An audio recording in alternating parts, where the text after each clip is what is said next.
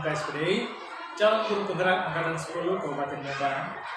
Pada kesempatan ini saya tidak sendiri, saya bersama dengan Bapak Kepala Sekolah SD Negeri 07 Bengkala. Pada sesi ini saya akan melakukan wawancara terkait pengambilan keputusan tentang nilai-nilai kebajikan.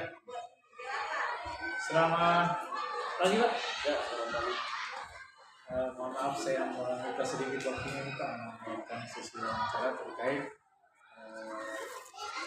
pengambilan keputusan yang memiliki nilai kebajikan. Baik Pak, kita langsung saja pada pertanyaan. Pertama, selama ini bagaimana Bapak dapat mengidentifikasi kasus-kasus yang merupakan dilema etika atau bujukan moral? Selama ini saya melihat dari sudut pandang moral dan hukum, apabila kasus tersebut melanggar hukum, maka sudah tentu benar dan melawan salah. Kalau melanggar hukum berarti benar, melawan salah. Berarti Kalau karena ada yang dilanggar. berarti dalam sisi yang berbeda ya? Iya. Kalau Namun jika masih bisa dikatakan benar melawan benar, maka masalah tersebut adalah dilema etika. ya dilema etika. Kalau yang berkaitan dengan benar dan salah itu masuk dalam Dilema etika. Karena sama-sama dalam kebaikan. Kemudian Pak, pertanyaan selanjutnya, selama ini bagaimana Bapak menjalankan pengambilan keputusan di sekolah Bapak, terutama untuk kasus-kasus di mana ada dua kepentingan yang sama-sama benar atau sama-sama mengandung nilai kebajikan? Kalau selama ini saya melakukan identifikasi kasus dari berbagai sudut pandang, kemudian menimbang secara matang mana yang paling benar dan keputusan tersebut menguntungkan banyak orang yang tidak ada yang merugikan. Berarti Bapak mengambil keputusan itu selalu memperhatikan hal-hal yang tidak merugikan kedua belah pihak. Kemudian Pak, langkah-langkah atau prosedur seperti apa yang biasa Bapak lakukan selama ini? Langkah-langkah yang saya lakukan di sini, itu yang pertama itu menentukan penyebab masalah. Jadi penyebab masalah itu penting sekali kita ketahui sehingga bisa kita menentukan siapa yang terlibat. Kemudiannya yang selanjutnya adalah mencari siapa yang terlibat dan kemudian menanyakan kepada orang-orang terdekatnya. Terus berdiskusi dengan warga sekolah, kemudian membuat beberapa solusi keputusan, dan terakhir menimbang lagi dari berbagai sudut pandang sebelum memutuskan atau mengambil solusi yang terbaik. Berarti memang membutuhkan langkah-langkah yang konkret yang pada akhirnya kita mengambil supaya keputusan kita tidak merugikan kedua belah pihak begitu ya. Tentunya hal yang pertama itu adalah terkait menentukan masalah itu apa masalah itu. Kemudian menanyakan orang-orang yang terdekatnya seperti misalnya orang tuanya juga. Iya. Supaya kita tahu penyebabnya apa saja. Anak itu bermasalah.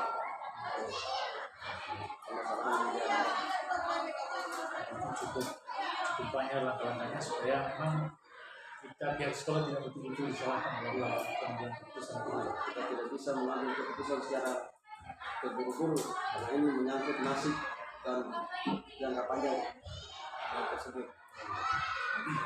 Kemudian Pak, pertanyaan selanjutnya, hal-hal apa saja yang selama ini Bapak anggap efektif dalam pengambilan keputusan pada kasus-kasus dilema ini? Selama ini kasus itu kemudian menyesuaikan dengan peraturan dan norma yang berlaku serta mengedepankan kepentingan umum. Solusi tersebut bermanfaat bagi banyak orang dan baik secara jangka panjang.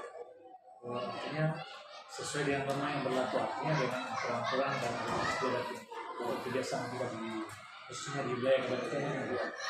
Kemudian solusi tersebut juga tentunya harus bermanfaat bagi banyak orang gitu. orang atau warga sekitar. Kemudian pertanyaan saya selanjutnya, hal apa saja yang selama ini merupakan tantangan dalam pengambilan keputusan pada kasus-kasus dilematika? Tantangannya gitu. Kalau tantangannya dalam dalam mengambil keputusan adalah mencari keputusan yang terbaik, karena keduanya merupakan masalah yang sama-sama benar. Jadi tantangan-tantangan itu yang harus kita ambil adalah bagaimana caranya agar kedua belah pihak itu tidak ada yang merugikan, sama-sama diuntungkan. Kemudian pertanyaan selanjutnya nih Pak, apakah Bapak memiliki sebuah agenda atau jadwal tertentu dalam sebuah penyelesaian kasus dilematika? Apakah Bapak langsung menyelesaikan di tempat atau memiliki jadwal untuk menyelesaikannya? Bentuk dan prosedur seperti apa yang Bapak jalankan? Oh, jadi kalau masalah pengambilan keputusan itu tergantung dari kasusnya. Kalau kasus yang agak berat atau sulit itu kami menjadwalkan yang seperti tadi yang saya katakan, kita harus mencari penyebabnya dulu. Namanya yang bertanya kepada orang terdekatnya. Tapi kalau masalahnya ringan saja, biasanya kami selesaikan di tempat. Saya kira langkah-langkah yang Bapak ambil sudah cukup bijak ya Pak ya.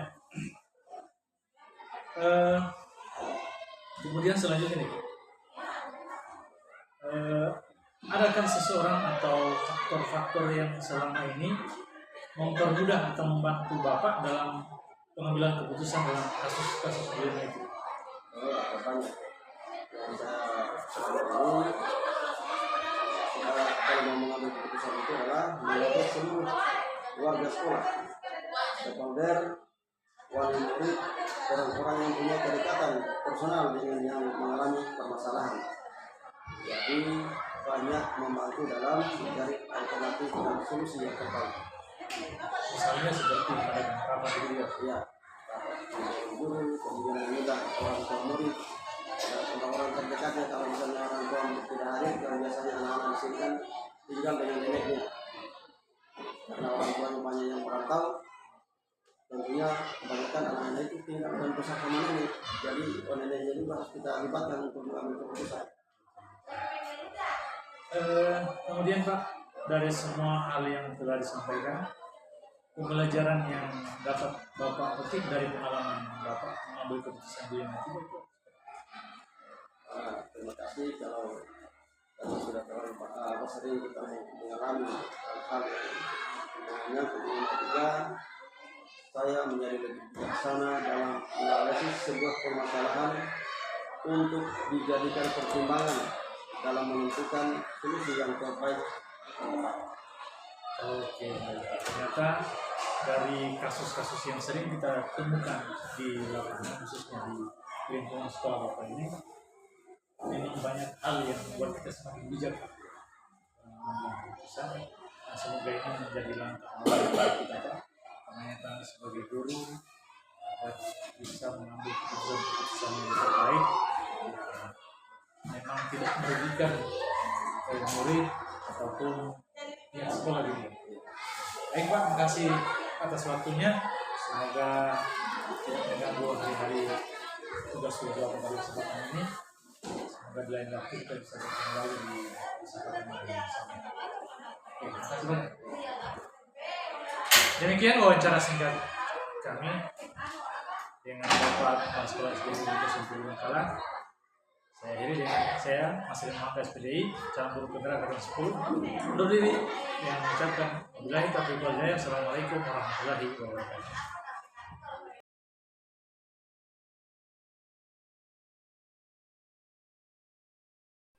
Oke. Assalamualaikum warahmatullahi wabarakatuh. Waalaikumsalam warahmatullahi wabarakatuh. Perkenalkan, saya Mas Muhammad SPDI, calon guru penggerak angkatan 10. Pada kesempatan ini saya akan melakukan sesi wawancara bersama Bapak Kepala Sekolah SD Negeri 58 Bengkala terkait pengambilan pendidikan yang berkaitan dengan etika moral, gitu Pak. Jadi mohon maaf nih Pak, saya minta waktunya sedikit untuk melakukan sesi wawancara. Baik Pak, kita mulai. Saya mulai dari pertanyaan pertama Pak. Selama ini dalam pengambilan keputusan di SD Negeri 58 Mangkala, bagaimana Bapak dapat mengidentifikasi kasus-kasus yang merupakan dilema etika dan rujukan moral? Jadi sudut pandang etika atau kedudukan moral, saya melihat dari sudut pandang moral dan hukum.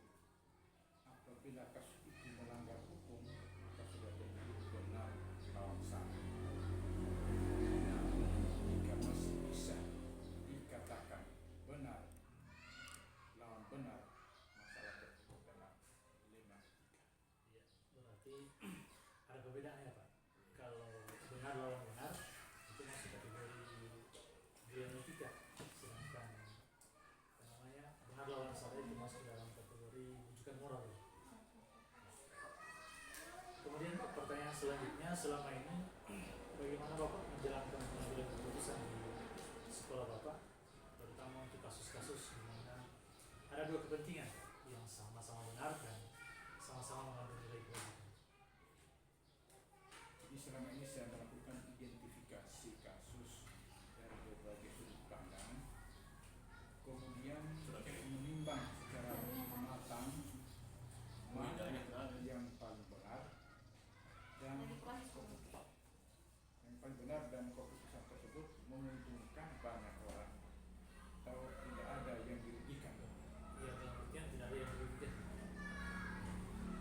Nah, pertanyaan selanjutnya nih Pak, langkah-langkah atau prosedur seperti apa yang biasa Bapak lakukan selama ini? Saya lakukan langkah-langkah prosedur yang saya lakukan selama ini. Yang pertama, langkah-langkah yang saya lakukan yang pertama menentukan penyebab dari permasalahan itu, kemudian menentukan siapa yang terlibat Tentunya yang terlibat guru-guru ya. dalam kasus, kemudian menanyakan kepada orang-orang yang terdekatnya tidak terjadi kasus ini. Kemudian setelah itu bisa berdiskusi dengan warga sekolah, kemudian membuat beberapa solusi keputusan atau jalan keluar untuk bisa menyelesaikan kasus ini. Kemudian menimbang lagi dari berbagai sudut pandang sebelum memutuskan dan mengambil solusi. Oke, baik Pak. Saya kira itu merupakan langkah-langkah yang paling tepat sebagai seorang pemimpin. Baik Pak, pertanyaan selanjutnya, hal-hal apa saja yang selama ini Bapak anggap efektif dan dalam pengambilan keputusan pada kasus-kasus dilema etika? Hal-hal yang saya lakukan selama ini, saya melakukan analisis kasus, kemudian menentukan solusinya menyesuaikan dengan peraturan dan norma yang berlaku, serta mengedepankan kepentingan umum. Solusi tersebut bermanfaat bagi banyak orang dan baik secara jangka panjang. Jadi pokoknya solusi itu harus bersifat jangka panjang gitu ya. Oke, Bapak. Hal-hal apa saja kira-kira selama ini yang merupakan tantangan dalam pengambilan keputusan pada kasus dilema etika? Hal ini adalah tantangan dalam mengambil keputusan adalah mencari keputusan yang terbaik, karena keduanya merupakan masalah yang sama-sama benar. Dalam mengambil keputusan harus menguntungkan kedua belah pihak dan tidak merugikan salah satunya. Ya, itu tantangan yang paling terberat itu mengambil keputusan yang terbaik ya, supaya jangan ada yang merugikan juga. Oke, baik. Apakah Bapak memiliki sebuah agenda atau jadwal dalam sebuah penyelesaian kasus dilema etika? Apakah Bapak langsung menyelesaikan di tempat atau memiliki sebuah jadwal untuk menyelesaikannya, bentuk atau prosedur seperti apa yang Bapak jalankan? Jadi untuk memutuskan masalah, kemudian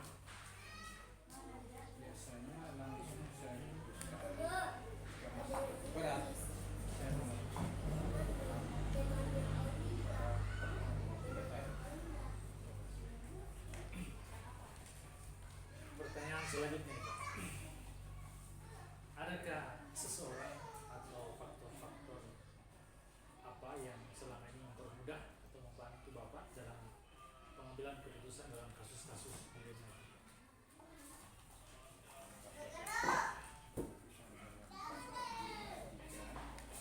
Dalam hal keputusan, saya mengajak warga sekolah dan stakeholder, murid, kemudian orang-orang yang mempunyai kedekatan personal dengan orang yang mengalami permasalahan.